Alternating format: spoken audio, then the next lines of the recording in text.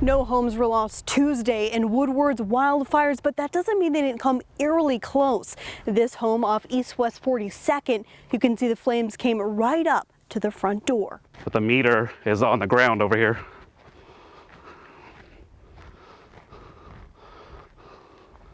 There's a light that was on top of the light pole and everything. It's laying all on the ground.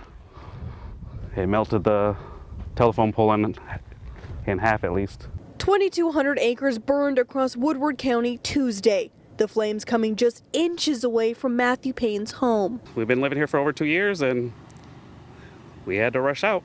After grabbing his child from school and relocating his 80-year-old in-laws, Payne and his husband returned to their home Tuesday night after the evacuations lifted. Underneath the tree there was a wooden shed, an old wooden shed underneath the tree, and then there was a red barn back over here that's all flattened.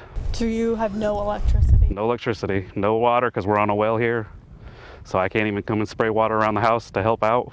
Many families are stuck with that same uneasy feeling, waiting and watching as the wildfire threat continues. In Woodward, Kylie Thomas, KOCO 5 News.